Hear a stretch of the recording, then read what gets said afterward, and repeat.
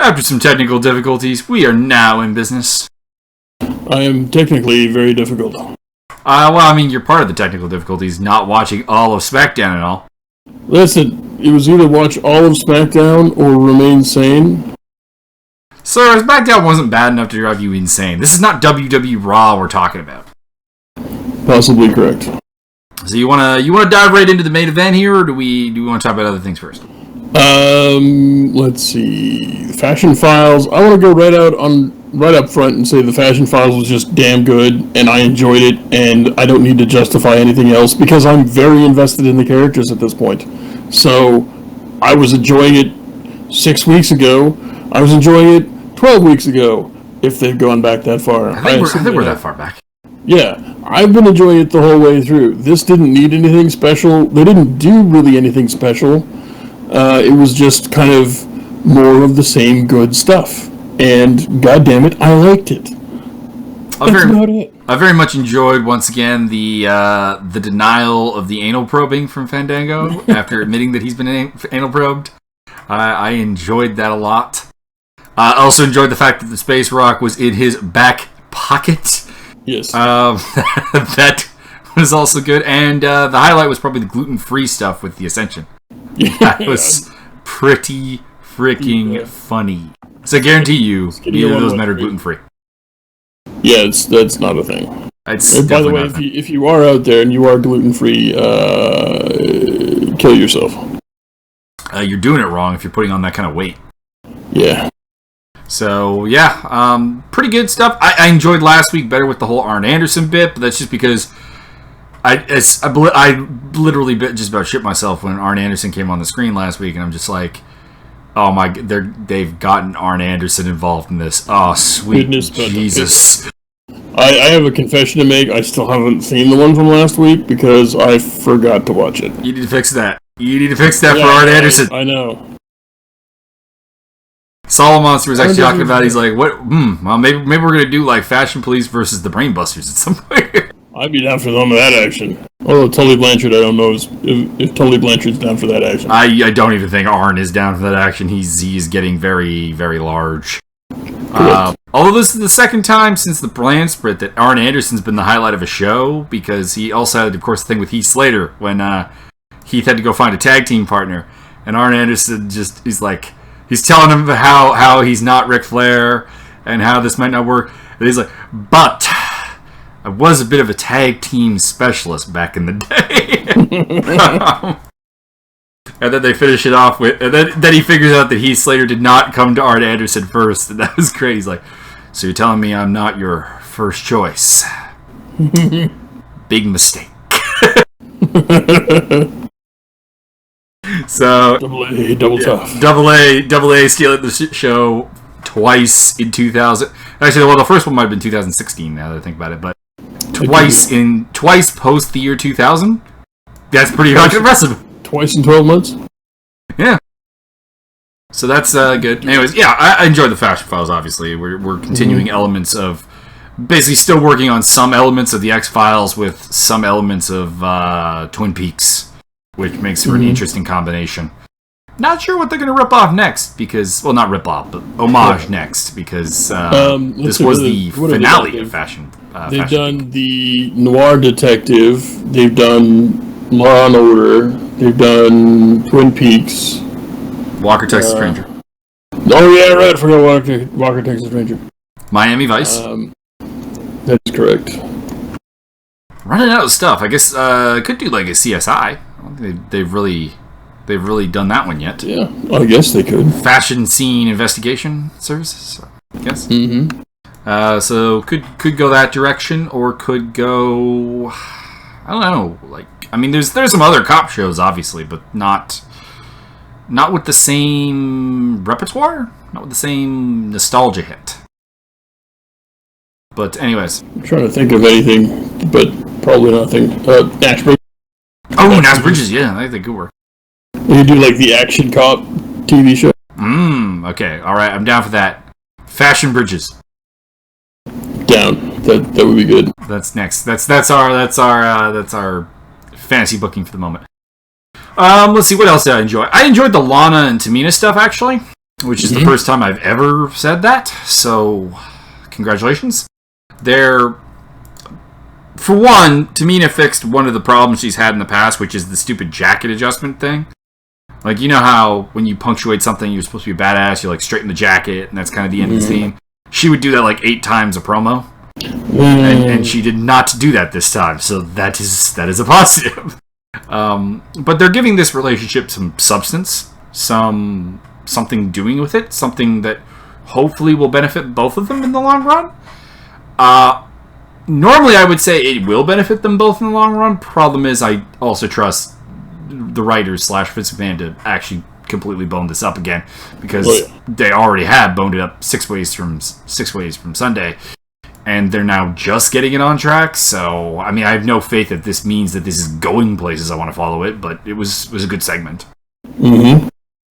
Which made me understand somewhat the relationship, and that Lana is going to try to create something out of Tamina that gets her a title shot and becomes a dominant champion, which, I mean, I could be down for. I'm always down for, like, a monster women's champion. I think we're going to get that on Raw with Nia Jax, which kind of makes it a little less special, but, well, the cool thing would be later on is if they formed a tag team, or if we had the Giant Monster War, which would be also really good. But the problem is that both of them need a lot of work, and they need probably work separately. They don't need to be on the same show. That would be a mistake. Yeah, it would definitely be a mistake to put them on the same show right now. But, I mean, a couple years? I could see it. Also enjoyed the very brief Usos with Daniel Bryan interaction. Did enjoy that. Good. That was probably the second best thing on the entire show. Indeed. I like the fact that Daniel Bryan doesn't even know how to do a fist bump. That's good. Like that. Yeah. Enjoy that. That he wants to be the third man in their rap group as well. That's also very good. And this just made me chuckle. This along with Fashion Peaks gave me a comedy dose for the 2-hour period. It was good. It's a good mix. You got anything you want to talk about that you liked? Keep it on a positive note. Keep it on a positive note. I like the ending to the main event. I was not, full disclosure, still was not. I was being called away to do a raid on Rust. And I had Raslin on one screen and Rust on the other, and I had to kind of concentrate on shooting things and not getting shot. So I wasn't paying attention to the entire main event. It seemed like a Jinder Mahal match, which is not what I really am after. And then I will interject slightly in the sense that you're not wrong that it was absolutely a Jinder Mahal match, and Jinder Mahal being in there limits what you can really do. Yeah. But within those limitations, they really actually did a very good job, and the crowd was really hot, which actually allowed this to be a pretty good match. Like, not one that you should go back and watch again, or that's going to be on anyone's best of DVD or anything. Well, maybe on Jinder Mahal's best of DVD. But like, no, in all seriousness, I've always had a lot of faith in John Cena to drag out a pretty decent match out of really anyone. Like, that includes guys like Mark Henry, the Great Khali, other people who are definitively limited in what they can do in the ring, but still make it interesting. And he definitely did that here. Now, again, the negative of that is that Jinder Mahal has nothing about those guys I just listed that made them special. Like, they were really big. They were like so big you don't meet people that big. Jinder is a big dude, muscular dude, no doubt, but he's not that big, and in order to have and yet he's almost as limited as they are in the ring. It's a really bad sign. Really, really bad sign. Yeah. So, yeah, but again, the crowd made up for it. Cena did, really good work in the ring, and Jinder kept up. So, I actually enjoyed it. I like that they let Jinder kick out of the AIA, which was nice. Because it's about, this is about as strong as they've ever made Jinder Mahal look as a champion. And they had him eat the Avalanche, or the Super AA, basically. To really kind of... It didn't end up being the win for Cena, but, kind of setting it up for that. It was a moral victory. Yeah. And they kept him from getting another loss after losing to Randy Orton last week. So, I mean, pretty happy with everything here. And then, of course, the ending with Byron coming out and becoming the fourth man to win the briefcase and not the title. Ladies and gentlemen, the fourth man award goes to that motherfucker right there. I had to look it up, actually, to figure out who the other ones were. Kind of asterisks next to Mr. Kennedy and John Cena, who were actually the first two Money in the Bank winners not to successfully cash in. Kennedy, of course, did not cash in at all. He lost the briefcase to Edge when they thought he had a serious injury, and it sadly turned out it actually wasn't even that serious. So, there you go. And then Cena's title match ended up in a disqualification, so that's why he didn't win it. And, of course, Damien Sandow, who is kind of really the proper one in Baron Corbin's club, failed to cash in, and there wasn't really even any hijinks behind it. Yeah, that's literally the dumbest thing you can do with somebody that talented. Yeah, we were gonna put the title on you, but I feel like they never wanted to put the title on Sandow. Like this the weird thing is that after he won the briefcase, nothing really changed. If anything, his booking got worse. Yeah, well, that's not bizarre. Not entirely confusing. Mm-hmm. They are bad at booking things. So yeah, we ended up with. You were complaining about the roll-up, Jinder rolling up Baron Corbin to get the win, but with how beat up Jinder was in storyline, I don't really think you could have done anything else. Like I think the roll-up was your only option. I guess, but they're trying to make Jinder's lame-ass weak finisher something special, and it's not working. It's really not working, because it's not something special. Correct. It's one of the worst finishers on the roster. Also correct. So, Which also doesn't do him any favors. I don't know, really. I enjoyed the Bembe. It's basically set up the match at SummerSlam to be actually something worth watching. So, I'm intrigued about that. Good job on having a finish that actually created or furthered something for once in your goddamn lives. And yeah, so that's the most positive I can be about it. It's verging on just being me not caring, but it's at least something that doesn't suck. Yeah, I'm pretty happy with this overall. Also pretty happy with the Shane McMahon, AJ Styles, Kevin Owens stuff. Yeah. It continues that yeah, it continues the whole thing there where they both have hit Shane. Shane doesn't like either of them, quite frankly. So he actually kind of is the impartial referee. Although he'll probably beat up one of them at the end of the match, and we'll end up with a program. And I'm always down to see Shane McMahon do insanely risky stuff that he probably shouldn't do, but it is for our entertainment. Correct. So that was all done. I will say I do have one gripe. So the payoff was Kevin Owens super kicking Shane, aiming for AJ. But he was behind AJ, and it's like, so AJ, who could not see the super kick coming, dodged the super kick, but the man who could see the super kick coming did not dodge. Correct. Bit contrived. Could have done that from like the side or something. Would have been better. Or something like the Pele kick last week that actually made a lot of sense. Why AJ would accidentally hit Shane with that. Accidentally on purpose. Pretty much. And the last thing I'm going to literally classify as good was, there's one kind of minor good thing after this, but I enjoyed the Usos versus the New Day match. It was probably... I didn't get to see all of that. I did have it on, but I wasn't really paying a ton of attention. I paid attention to the opening part, and the New Day was actually doing something that wasn't the same as what they were always doing. So that was good, and I will point that out as a positive. But then the rest I kind of didn't watch, and it looked like more of an Usos match that doesn't go anywhere. There were some sections of Usos-ness, but there was also some sections of New Day-ness where they went really kind of dynamic and really took advantage of the Kofi-Xavier combination, which they've historically, in my opinion, not really done a good job of doing, because you've got 3 different potential tag teams within the New Day, and it seems like lately anyways, they used to have differences, but lately it's been kind of the same team regardless of the combination. And now, in fairness, Big E with Kofi or Xavier should be largely fairly similar to one another. It's a similar group. But when they go with the speed lineup of Kofi and Xavier, it should be different. And here it actually was. They were a little more fast-paced offense, a little more interchangeable. keeping the Usos off balance, but the Usos kept up well enough. Like, you do that with some teams and they just get kind of lost in the shuffle, but the Usos do a good job of keeping up, and I want to see more of that. We're apparently going to get Xavier and Big E at the pay-per-view, so that's going to be a return to more the classic lineup. Although not John Bradshaw Layfield, wasn't JBL. I think it was Byron Saxton pointed out it was Xavier and Kofi that won the titles, so I'm not entirely certain why they wouldn't save that lineup for the pay-per-view itself, as that is the lineup that has actually had success against the Usos. Yeah, I would totally agree.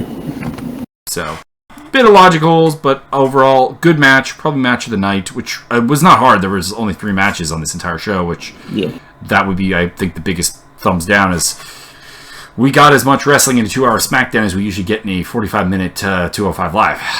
It's not good. So, all right, on to the meh stuff. We had Jinder Mahal and Shinsuke Nakamura do an opening. The Mahal stuff was largely pretty bad, but it's the same stuff he's been kind of doing. Like, honestly, this idea of like India is the greatest country of all time, but again, we live in a time where everyone knows that Jinder Mahal is Canadian, and it just fails again. Like, your family left that country. Why would you be saying how great it is? Also correct. Although, mind you, there are some immigrants who do that, and not to turn this into a political rant, but it's going to get a little political right here. The whole idea of we're going to immigrate into another country, but not change anything about our lifestyles. Yeah, there's also that. Which is kind of annoying. Like, don't get me wrong, I'm not saying you gotta drop all your culture and heritage, but there's some things, there's stories every so often where, like, some couple from one of the third world countries, India, Pakistan, Middle East, that kind of thing, do something exceedingly stupid that was perfectly acceptable where they're from, but goes against, like, everything Canada or American law stands for. Mm-hmm. And then they pull the, freedom of culture or freedom of religion card, which just doesn't work, guys. It shouldn't work. No, I mean, I don't know. Honestly, I'm not to follow in with the political thing. I'll jump right in there with you. I don't know what the culture, other than what I get introduced to here in my country of Canada. I don't know much about the culture of India, other than from what I've seen on TV, what I've read occasionally, what I've been. Little bit of Bollywood that I've seen in some restaurants. The excellent food. Don't give me Indian food's one of my favorite. Sri Lankan food, even better. But you see a behavior pattern long enough, you just kind of come to accept the fact that that's how things are for these people. I'm using quotes. Not being racist, but it might be funny if you imagine I am. But yeah, it's there's only so much I can do to keep my attitude and ideals the way they are in regards to your culture if I only see the same thing repeatedly. Mm-hmm. Basically, what we're trying to say is we don't like this whole evil heel Jinder Mahal character. Exactly. Which also doesn't work when you consider the goal is to sell subscriptions in India. Then wouldn't you make him a face? Like, does that not make more sense? I would have. Like, I understand that supposedly the Indian commentary plays Jinder Mahal up as a face. The problem is that you still have his actions being blatantly heelish. Yes. Like, he is cheating to win repetitively. So unless that's considered a face in India, I don't know what to say. Yeah, I don't know. Is cheating to win a good thing in any culture? I mean, other than the Kazakhstanis. I mean, seriously. Mexican guys. To be Mexican, Eddie Guerrero. Oh yeah, yes. But like Eddie did it in like a charming manner. Ooh. This is like full blown heel cheating. Like there's nothing face about this character. So even if you're trying to play him off as a face on the Indian commentary, and John Cena is a heel, I guess, on the Indian commentary, using that logic. I don't know how this is supposed to work. I don't know why anyone hasn't managed to convince Vince that this Unless this is working, in which case I don't understand Indian culture at all, and that's probably true, but I don't believe Vince McMahon understands Indian culture either. No, I would say Vince McMahon has a very loose grip on any culture, period, whatsoever. Even American culture, I don't think he has a clue. I don't think so either. Not the existing culture, the culture of the 70s, perhaps. So there was that. Becky Lynch and Natty Neidhart had a match. Waste of time. It wasn't a waste of time. It just wasn't. You know, both of these girls can do better. That's just all. We've seen both of these girls do better. So that was not great. And also having Becky tap out again. Man, I understand that we're trying to build up Natty's character for a title shot, which, by the way, you wouldn't have to do if you had handled her in a somewhat serious fashion beforehand. Wait, you're saying if they had a booking department, they would maybe have done this correctly? A competent booking department, yeah. Maybe, sir, that you're being a little judgmental. There are only 100,000 writers on staff right now. Yeah, the handling of Natty Neidhart's character to then give her a title shot. It's the same thing with the Jinder Mahal title shot problem. It's not that it's gender, although to a degree it is. It's that you took a guy who was on this massive losing skid and put him over, basically. Also, he had just injured Finn Balor, and considering apparently the big deal, Vince McMahon actually kind of wanted to take Nakamura's title shot away because of injuring or having a botch with Cena, which was more Cena's fault. It's kind of ridiculous when the current champion got a title shot pretty much directly after injuring Finn Balor. Yeah, you injured the future of your company. Here's a title shot for you. Not only title shot, title reign. No problem, pal. Yep. Oh, wait, you may have had slightly bad communication with somebody. That's it. Your career's done. Yeah. I mean, the bipolarness of Vince McMahon is really just showing in WWE policy at this point. Carmella came out after the match, did a post-match promo, which was bad. Fucking bad. I mean, the only good thing I can say about the Carmella character is that she is supposed to annoy me. And she does. So, that's mission accomplished. Sure. She's I mean, she is basically like Enzo Amore, just without the charisma and the word ability. Or talent. Well, I was going to say the word ability is the talent portion, yes. And I understand that her head is probably a lot softer. I mean, it's possibly true. Enzo's got a hard head. So, there was that. And we also had Rusev versus Gable, but I put that in air quotes because this was not a match. This was waste of time. This was a double count out where he put him in the accolade on the announce table, made a big deal about clearing off the announce table, which made no sense because you're just putting him in the accolade on top of an announce table. You didn't put him through the table, didn't slam him into the table, didn't do anything with the table. He literally used it as a platform. Sir, the announce table adds 32% extra pain to everything. I'm not sure if you're aware of this. I don't think that's true.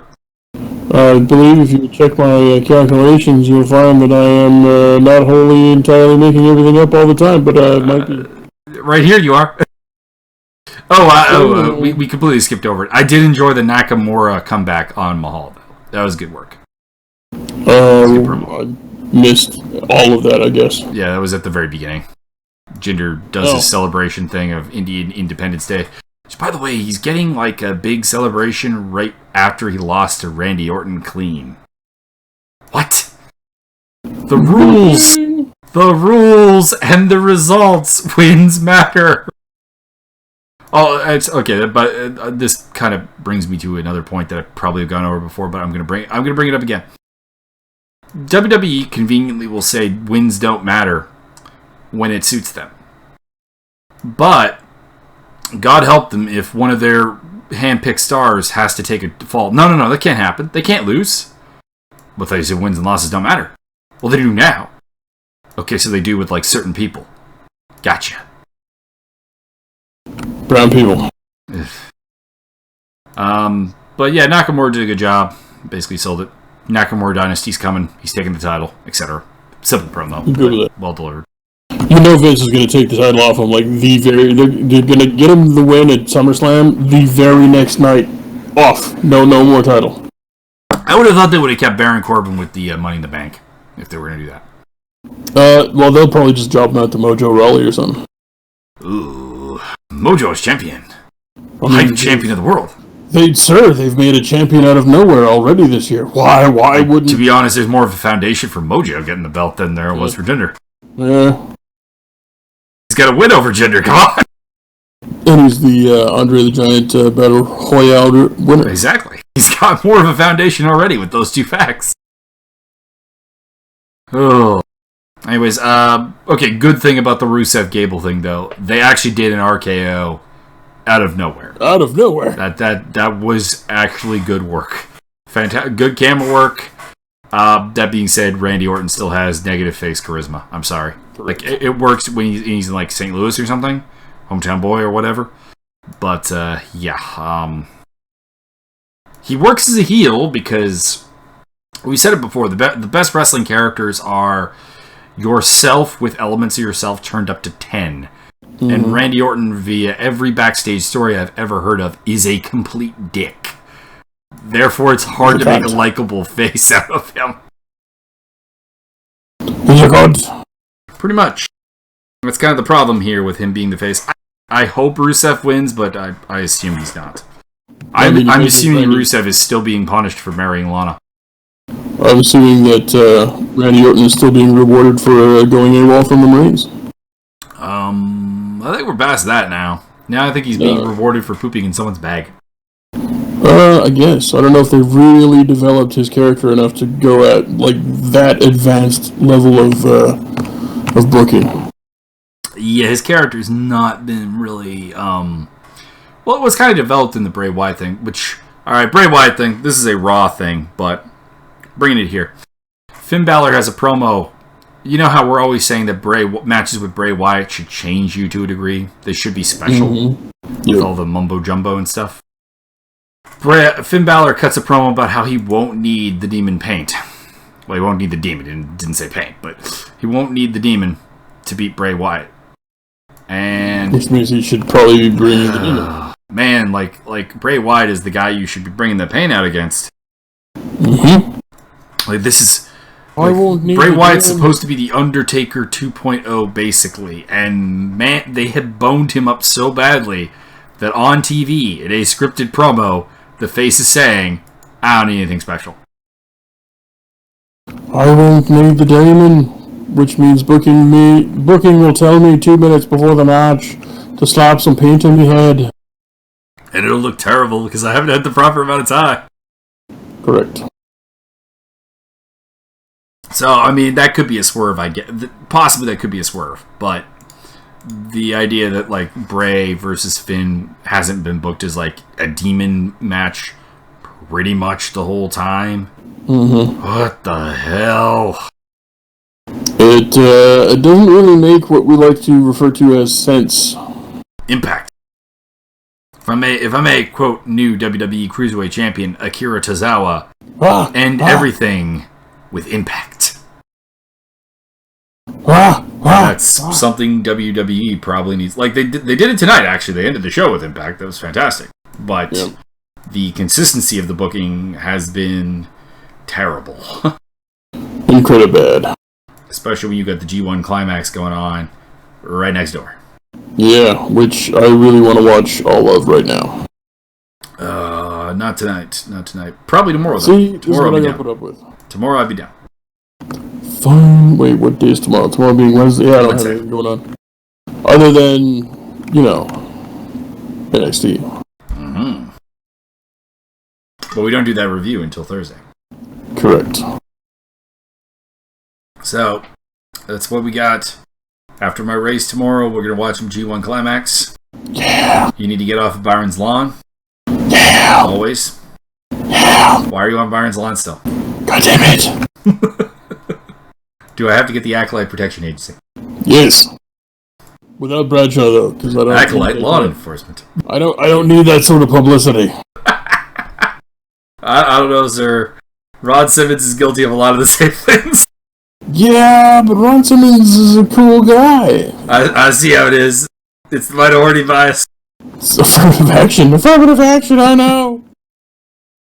Oh. Because, I listened to a lot of these stories about, like, JBL bullying people, and, like, it's like, when you really get to, like, the source, it's like the guy telling the story is like, Ron Simmons is right there. He's doing the exact same thing. Yeah, I don't doubt it. But Ron Simmons seems like an actual caring human being, whereas JBL is a smug prick. That I won't dispute. And a really bad commentator. Yeah, that's not up for question. Now get the fuck out of here. Pretty much. Get off the lawn. Come back tomorrow. Well, not tomorrow. Come back Thursday. Day after tomorrow. We'll have more shit. Hey, whoa. Yeah, never mind.